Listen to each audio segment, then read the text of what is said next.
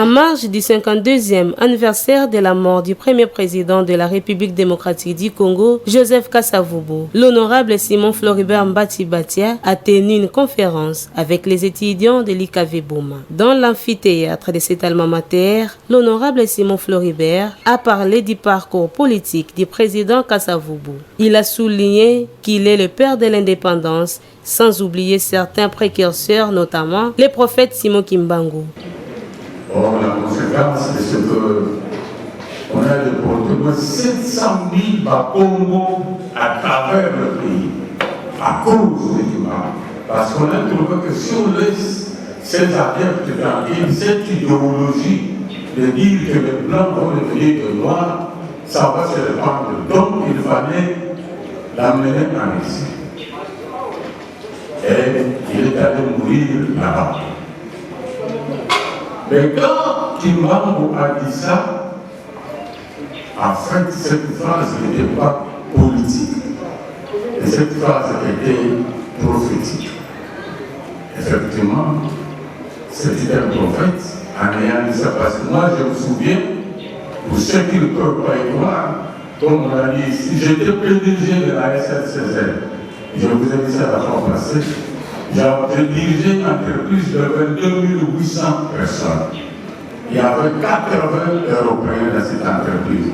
Mais ils entraient dans mon bureau, mais ils me saluaient, ils me disaient patron, bonjour patron. Un plan, ils me disaient bonjour patron.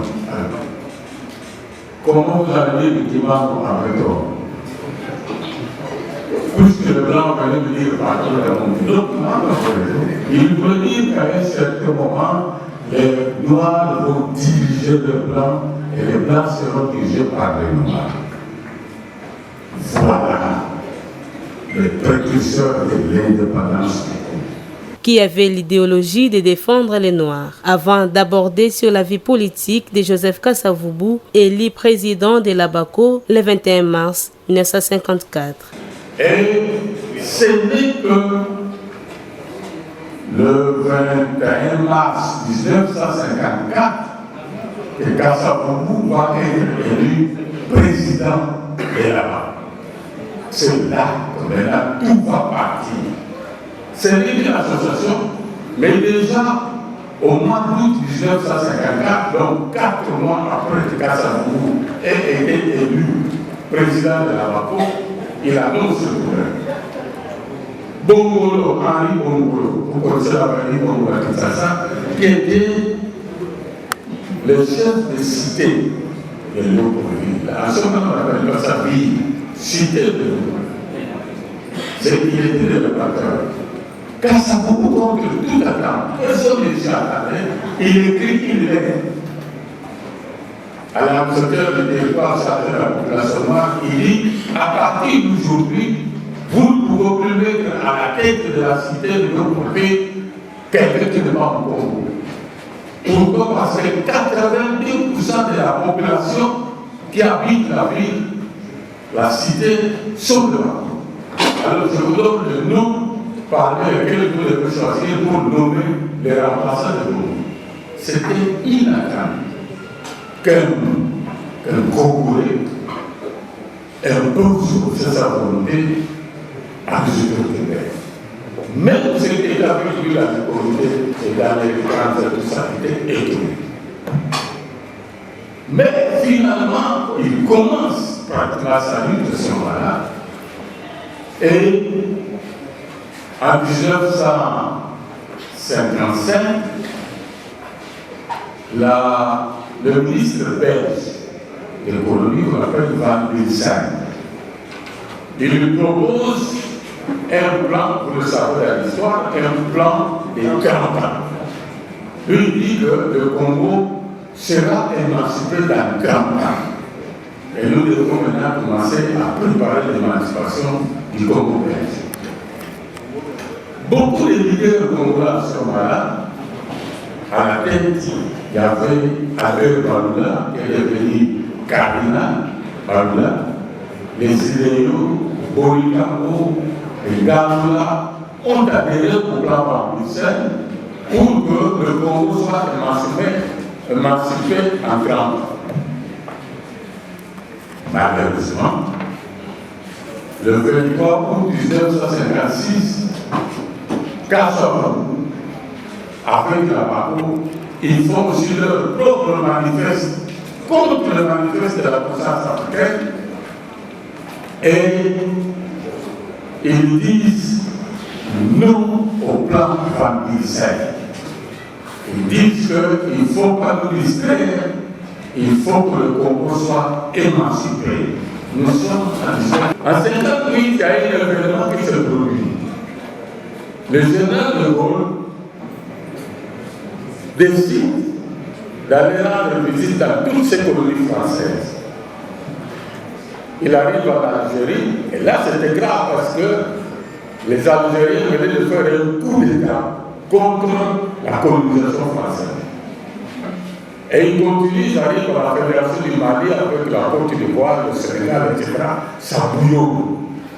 En Guinée, encore pire avec ses coutumiers, que lui, il ne peut plus entendre parler de la France. Si les autres sont entrés dans une confédération, lui il dit, pas question, la Guinée reste autonome. Maintenant, il arrive à Brazzaville. De Gaulle fait un discours retentissant. Il dit, je suis au courant de ce que les Africains vous voulez. Je ne peux plus vous retenir. Et vous ici à Brazzaville, si vous voulez l'indépendance, je vous la donne. Depuis que De Gaulle a prononcé cette phrase à Brazzaville, on dirait qu'il s'est adressé à Kassavou. Alors Kassavou est devenu presque un peuple parce que De Gaulle vient presque de donner l'indépendance à Brazzaville. Donc nous aussi, nous devons avoir l'indépendance.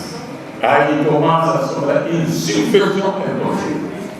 58 fait 58, il y a la conférence d'Accra où Kwame Nkrumah invite tous les leaders des pays africains qui luttaient pour l'indépendance de leur pays.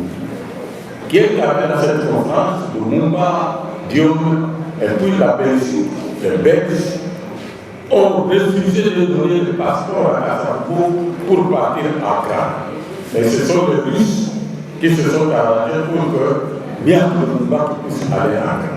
Et quand ils sont rentrés, ils font la restitution de ce qu'ils ont trouvé à Accra, ce qu'on a dit pour la libération de l'Afrique, etc. Et il est accompagné à ce moment-là de Joseph Mobutu et autres. Maintenant, les Congo, eux aussi exigent que ceux qui sont partis à Accra, eux aussi fassent la restitution de la conférence d'Accra. Ils demandent de l'autorisation aux autorités belges pour que eux aussi, les Diobi qui étaient là-bas, les Ezalam, malheureusement, quand Vidal Moua, qui était le président urbain de la Bako, écrit aux autorités, ce n'est que la veille très tôt matin, le dimanche 4 janvier, qu'ils disent non, ce meeting-là ne doit pas avoir lieu. Mais c'était grave, parce que déjà vers 14 heures, il y avait au moins 4000 vélos qui étaient à la place de Imka, qui attendaient le meeting que Kassavou devait faire pour présenter la restitution de ceux qui ont été à Accra. Maintenant, les gens devenaient impatients pour voir d'ailleurs. Or, les Belges venaient interdire les meetings du 4 janvier. Alors, à un certain moment, Kassavou prend le courage. Il va affronter la foule pour leur dire, calmez-vous, les meetings n'auront plus lieu, les meetings, nous allons les proclamer plus tard, quand nous aurons l'autorisation des autorités. C'est comme s'il a mis des lunes au feu. Les gens se sont révoltés, ils ont commencé à renverser la voiture du commandant de la police qui était belge, etc. Les émeutes commencent et les policiers qui étaient là tirent en l'air pour disperser les émeutiers. Malheureusement, le 4 janvier 1959, il y a eu une mort à la place Inca. Et puis encore, il y a eu une marche au stade Astrid. Et à ce moment-là, il y a une marche Verclub contre Mika. Verclub qui était composé de fanatiques Bakongo presque, perd devant une petite équipe comme Mika. Alors les gens sortent fâchés du stade. Et ils sont en train d'avancer en nombre vers Djili, vers Kasavubu, etc. Ils arrivent à Inca, ils trouvent qu'on commence à brûler de voitures, etc. Et que les Bakongos se sont révoltés contre, sans même demander de quoi ils sont entrés dans la guerre. Sans même se former, qu'est-ce qui se passe? Comme ils ont perdu au stade là-bas, ils étaient déjà fascinés, voilà, nous trouvons encore une occasion aussi de nous révolter. Ils entrent là. Mais ce que je voulais vous dire, quand les gens, par exemple, se disputent la paternité de l'indépendance avec le Congo, ils ont tort. Parce que ce jour-là, il y a eu des morts, ce qu'on appelle les martyrs de l'indépendance. Et c'est 4 janvier-là que nous fêtons chaque année les martyrs de l'indépendance. Ceux qui sont bons, effectivement, c'est ça le sang qui est versé. Et on a arrêté tous les leaders en prison. Ils gardaient les Raphaël Chikama, les Raymond Bikembi, les Moine Vital, Kassaouba encore, Kanza Thomas, Zenzalando, Simon Zeza, Esaïe Kouyena, Philbon Makoudou, tous ont été arrêtés et ils sont allés en prison. Tous étaient leaders par nous. Kasavubu, quand il a vu sa parler, vous savez, Imka, ce qu'on appelle aujourd'hui Matongue là-bas, Imka, c'est quand vous traversez Imka, vous êtes à India, vous êtes de sa maison, presque en face. Lui, quand il a vu sa parler, il traverse, il était chez lui. Mais il n'a pas pu rester chez lui parce que sa mère mal arrêté. Il est allé en pied, il a récupéré Gambela pour aller au bureau, il voulait se réfugier dans son bureau. Il veut passer, c'était un ami à lui. Il lui dit, mais qu'est-ce que c'est là? Ça va. Non, je ne vais pas aller au bureau pour rester. Il dit, non, mais les Belges vont te prendre au bureau. Viens, il faut que tu partes d'ici. On lui pose la question, où veux-tu aller? Il faut que j'aille te cacher quelque part. Il dit, non, va me cacher chez un ami que j'ai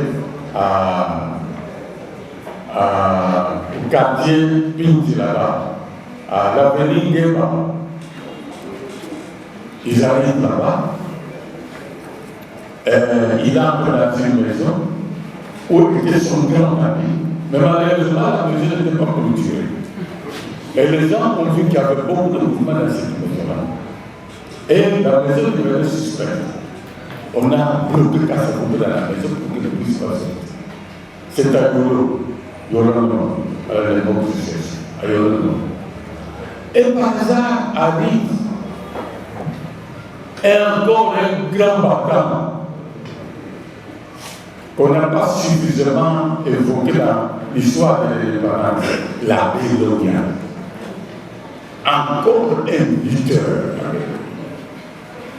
Ce type-là, il a lutté contre le Belge. Il est de Maniba vers le Miliga. Mais déjà en ce moment-là, la Bélonia, c'était un appel.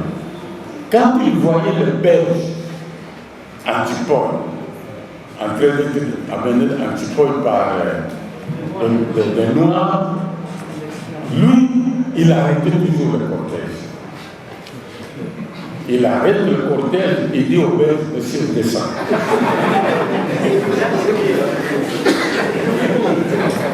Il pose la question si tu n'as pas de pied pour marcher.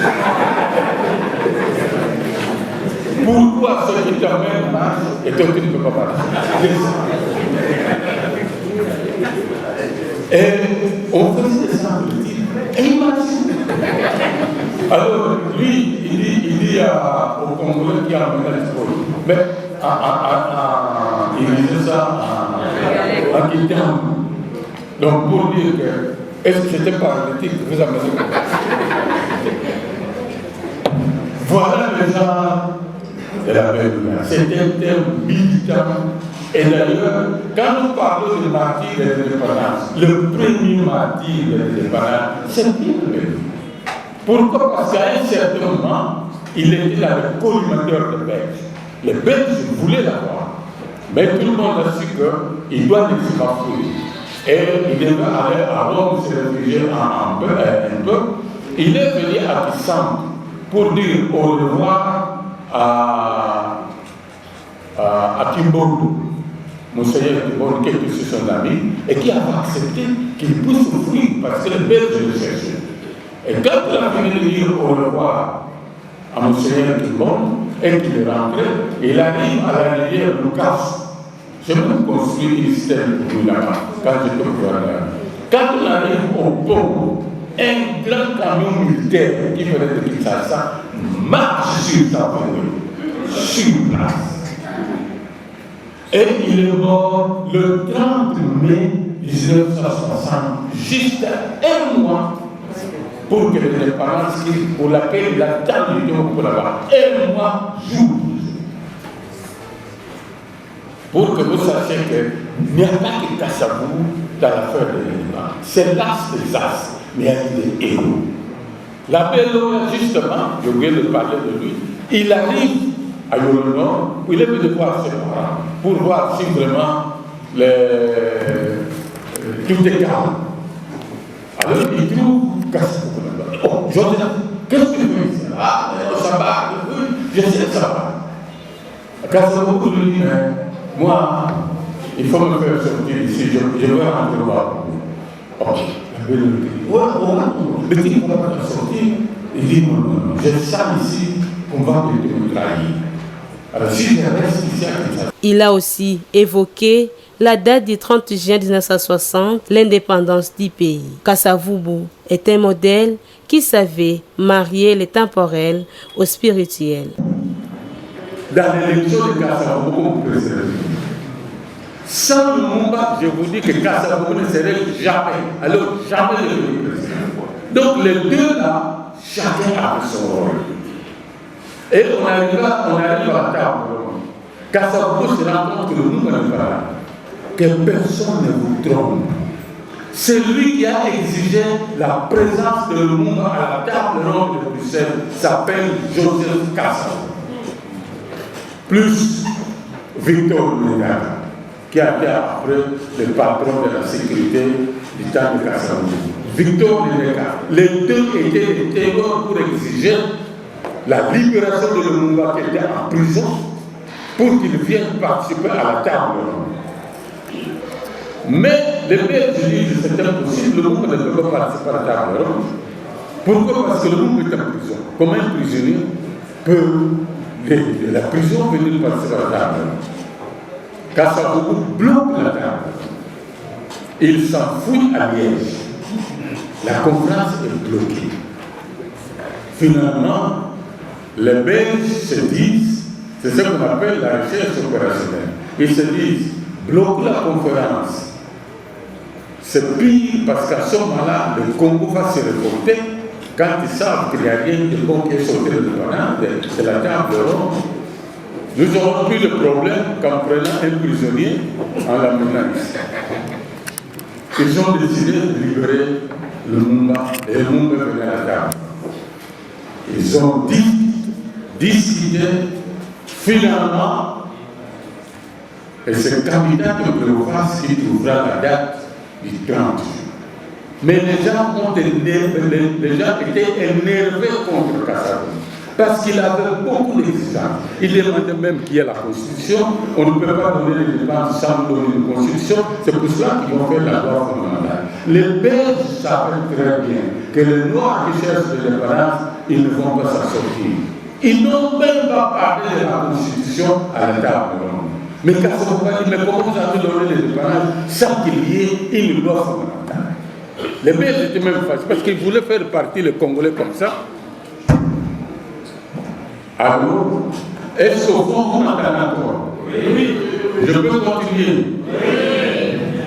Les Belges voulaient amener les Congolais dans un guet tapant, les envoyer comme ça dans l'indépendance, alors qu'il faut une constitution.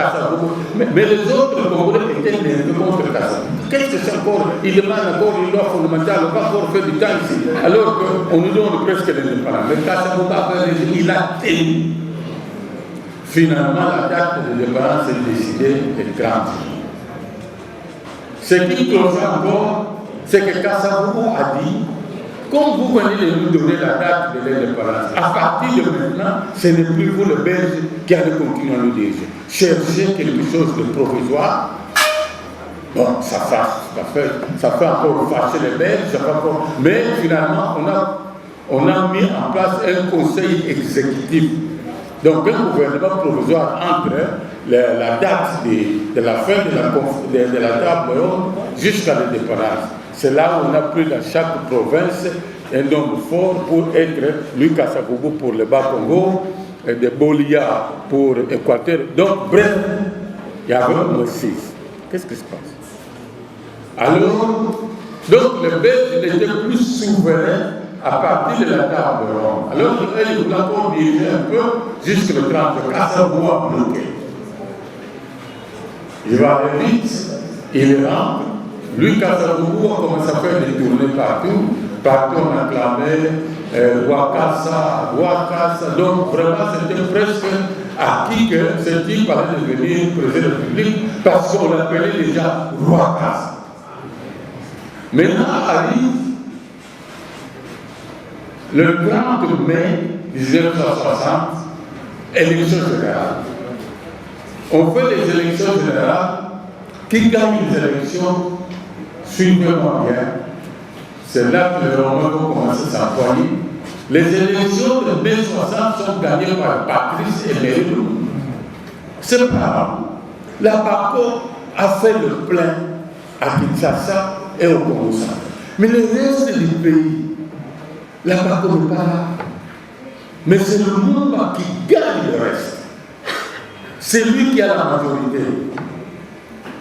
Alors, lors des élections, on doit élire le président de la République au suffrage indirect. C'est-à-dire que ce sont les députés et les sénateurs qui doivent élire le président. Kasavubu, malin qu'il est, il regarde les tableaux électoraux et il dit non, je ne peux pas être président.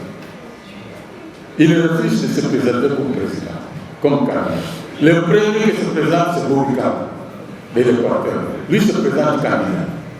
Alors Kasavubu s'entend son échec parce que là-bas, on a eu 13 députés, je crois, et puis quelques alliés qu'ils avaient, peut-être une vingtaine, trentaine. Mais c'est 202 personnes qui doivent voter. Kasavubu refuse.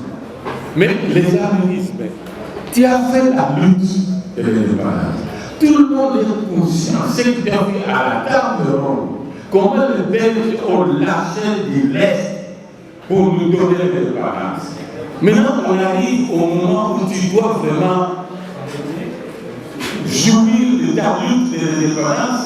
Tu refuses. Il dit non, je ne refuse pas, mais je ne peux pas être élu. Je n'aurai pas assez de voix. Alors, il y a Diagena, son ami de tous les jours. Il va dire à Joseph Kasavubu, Jeff, sois candidat. Il dit non, au monde, je ne peux pas. Il dit non, mon père va t'ajouter des voix. Ah, Kasavubu dit, mais comment ton père va m'ajouter des voix? Je te dis, Jeff, sois candidat, mon père va t'ajouter des voix qui t'es fort. Bon, Bon, avec la pression des idéaux, des autres, des Kalonji qui étaient déjà avec lui, même parce que même le Mumbai, c'est le Mumbai a commencé à passer. Vous connaissez le Mumbai. À un certain moment, je disais, est-ce que je dois être président parce qu'il pouvait l'être. Ou je dois rester Premier ministre. Vraiment, la loi fondamentale était telle que le Mumbai pouvait être ce qu'il voulait être.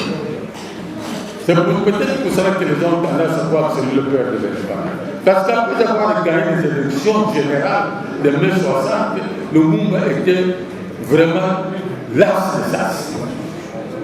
Mais les Belges le disent, je crois même les Russes, ils disent non, mais regardez la loi fondamentale. C'est le Premier ministre qui est le patron.